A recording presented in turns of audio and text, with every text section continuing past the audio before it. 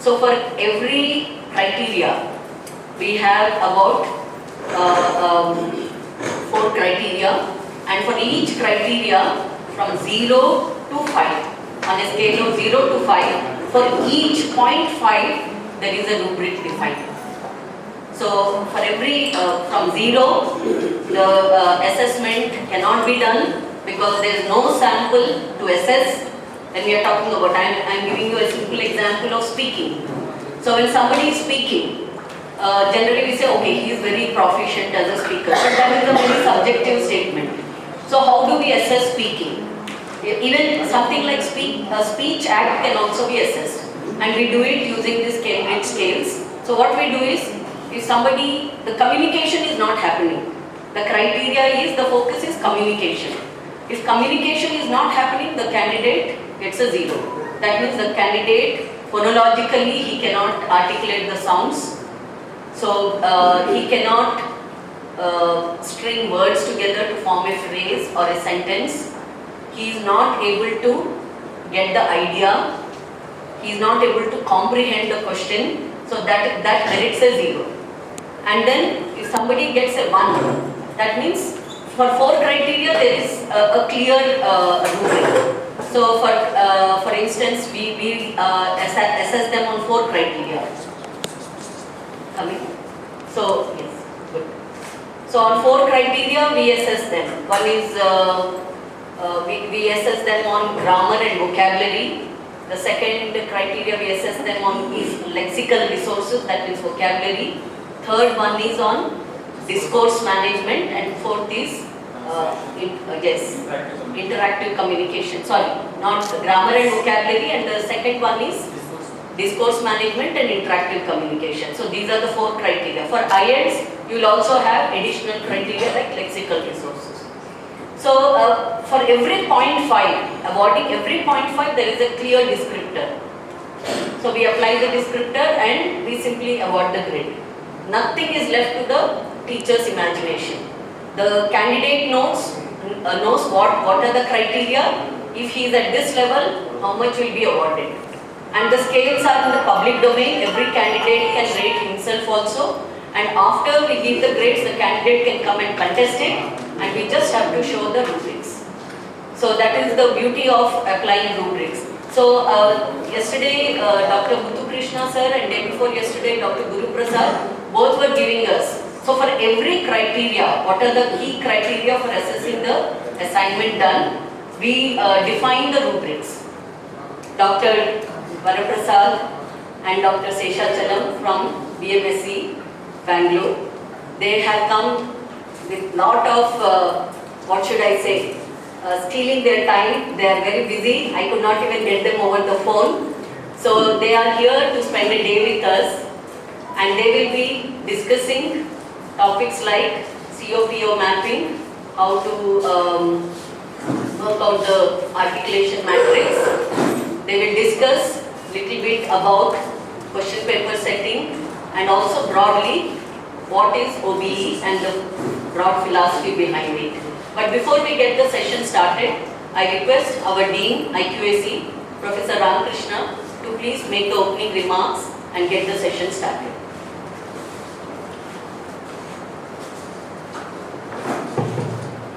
Respected Professor Varaprasad, Professor Sheshachalam.D, Professor Sharada, IQAC team, participants of BFSDR, Vignan Lara, and Vignan Pharmacy, Vignan Dental College. Very good morning to all.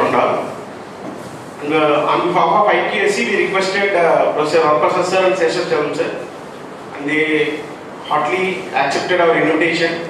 And they are so busy in MBA visits. They are having a vast experience of MBA and OBE, right? They visited more than 100 institutions. And frankly speaking, they are the person behind our BMSCE, MBA accreditation, as well as NAC also. They have given a lot of inputs for DVB. And VLITS, Vignan Lara also, even our pharmacy college also, right? Whenever we used to call, sir, we need our help. They never rejected anything. Any doubt, any silly doubt also, they used to say, Ramakrishna, we are there for you. And they have given their input. So this is another thing. And our chairman sir, Honorable Dr. Vavarate garu, likes them very much. And I mentioned about sir, Varaprasad sir and Dr. Sheshachalam both are coming. Even if you remember on the day one of this one, they remember, sir remember only two names, Varaprasad garu and Sheshachalam. So they are in touch with sir. Why? Because these two are the main pillars for preparation of our NAC qualitative metrics. Right? I'm going to give a big applause to them. In each and every aspect of Vignan's growth towards accreditation, towards any kind of thing, they are there. Right? We are honored to sir, have you here, and we will continue the same tempo. And on behalf of, with your permission, Professor Varaprasad garu is going to be the NBA director, and he is going to take the charge on 20 seconds. It's great to have the personalities like you here. Thank you, sir. I request Madam to proceed. I request Jyoti ma'am to introduce Dr. Varaprasad sir and familiarize him to the audience. Good morning, one and all. I can't hear anything, sir. Madam, please. I think all of you had your breakfast. I know today is a holiday, but they came from Bangalore for us, only for Vignan. They have, as our dean said, he is having lot of affection towards Vignan, both of them. So whenever we call, anytime, they will give a message. We used to call them continuously. Sheshachalam sir also, he used to give a message. Madam, I am in a meeting, I will call you later. And he remembers that and he will call back. That is the responsibility and affection they have towards Vignan. And first time when they met chairman sir, they were saying that we haven't seen a chairman like this. Because he is we know he is very down to earth, and he was like so close with them, and he was talking about OBE also with them. Then they were like, how and all these things, and we explained in every process, our chairman will be there, in between us somewhere. But we cannot see him somewhere, we will be here only. So let me introduce, and as Dean mentioned, it's a great pleasure to have renowned personalities like this. Even if he's NBA director, he got the offer, he said okay to come to Vignan. That is the emotional touch he's having towards people. And he also said, and he also mentioned, whenever you call, we are there to help you. Both of them, they said, we are there to help you. Very soon, Sheshachalam sir also will be landing in Delhi. So we all should pray for that. Let me introduce Dr. G. Varaprasad sir. He is a professor basically, and he is from Department of CSE, BMS College of Engineering. So he obtained his CSE from Sri Venkateswara University in 1999, MTech CSE from Visvesvaraya Technological University, Bangalore in 2001, and PhD from Anna University, Chennai in 2004. He joined with Protocol Engineering Technology Lab, Department of ECE, IISc Bangalore as a PDF under guidance of Dr. P. Venkateswara. His PhD work supported by UGC New Delhi. He also worked as Junior Research Fellow at GCE, Anna University under Dr. RSD Wahidaban. Since 2005, he has been with the BMS College of Engineering, Bangalore in Department of CSE. He has 67 journal papers, 46 conference papers, 26 patents and 5 applied, 4 textbooks, 13 awards, executed 9 external funded R&D projects, 3 consultancy projects worth of 1.3 crores, and he has been executing 1 consultancy project. Moreover, in addition to all this, if my fellow is doing research, he'll be weak in administration. That is my perception, because I am not doing research, to be frank. So, but Dr. Varaprasad sir and Sheshachalam, they were balancing both the things. So they were doing research, at the same time they were actively in administration. All accreditations, and BMS College is the first college to get NBA accreditation. I think you all know that. BMS is the first one. Am I right, sir? So he has been executing all these things, and he is an active expert committee member in AICTE, UGC, NBA, DRDO, UPSC, DST, and as my dean already said, upcoming NBA director, Dr. G. Varaprasad sir. So we welcome you, sir, and we are sorry to waste your valuable time by giving introduction. So these two people are very down to earth, and they don't like applause, they don't like appraisal, nothing, sir. They just want to share their knowledge with us, and we should be very thankful to them. Please, I can't hear, maybe age problem. Please give a big round of applause to both.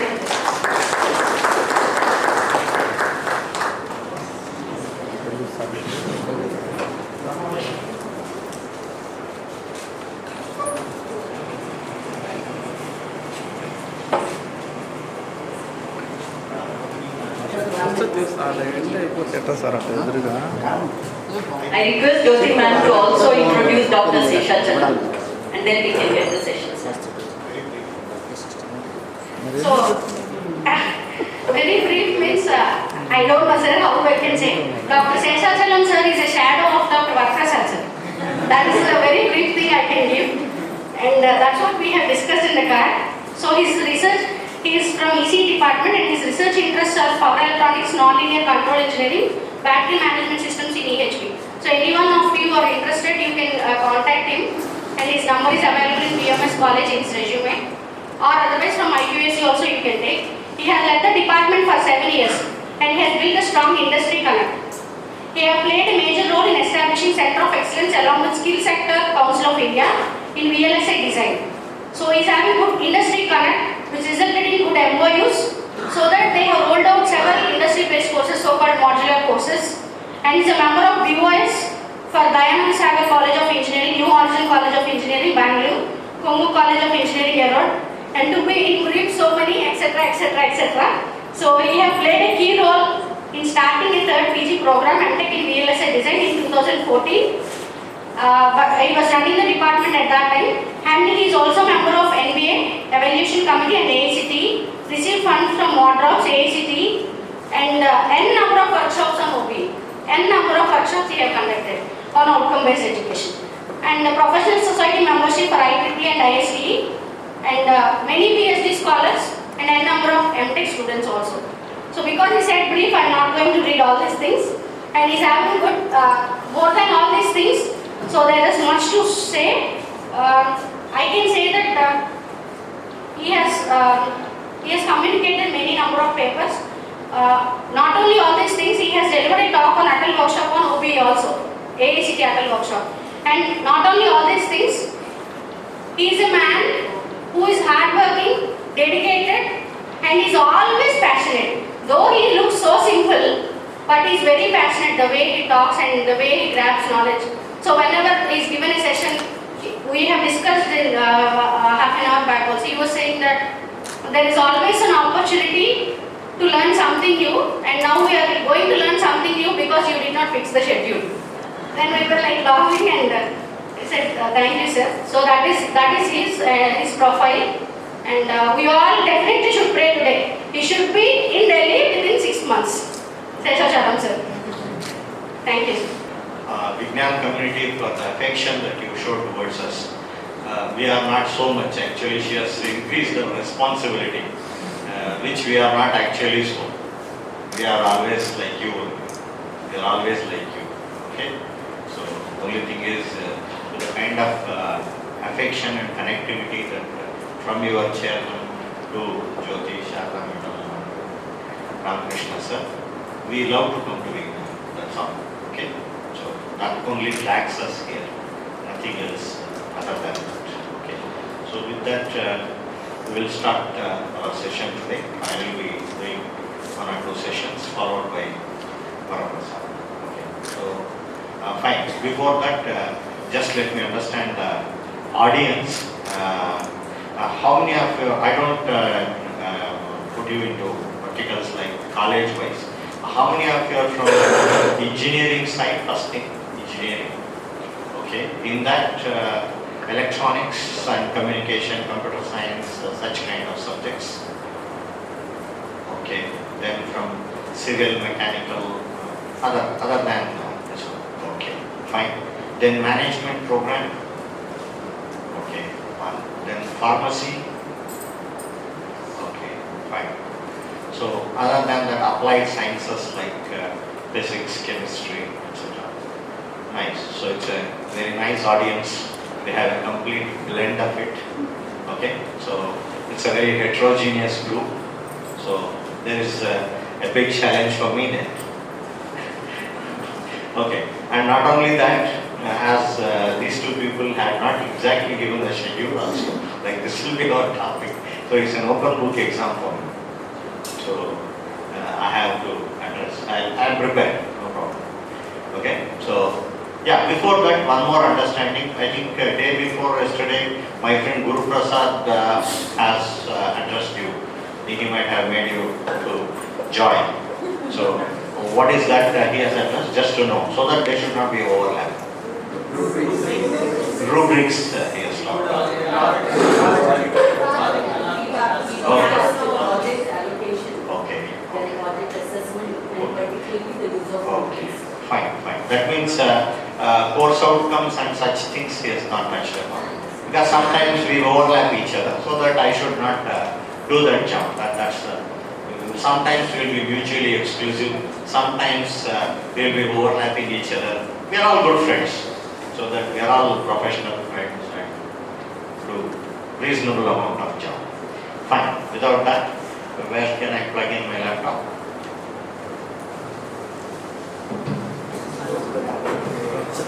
Fine. Yes. So, sorry for the Okay. interruption. DK are around 15 years in the higher education space. We are talking a lot of new buzzwords like mobility practices, and recently NEP has picked up along with that, so that the people who are in the higher education sector, every day is a nightmare for us. Isn't it? So that to understand what is the requirement, what is the new thing that we have to learn, and then we have to put it to the student community. So it has become a Herculean task for us, and we have no other choice than getting adopted. Okay? Hope all of you agree. Whereas all young faces, they are all lucky, so that they don't, they need not have to undo many things. But in our case, we have to undo many things and do new things. So we have twofold job. Whereas youngsters in the age group of 30, they are all lucky enough. They start with doing things.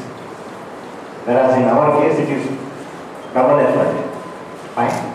So in that direction, institutions are conducting lot many workshops like this, and people are trying to understand what is this, etc., etc.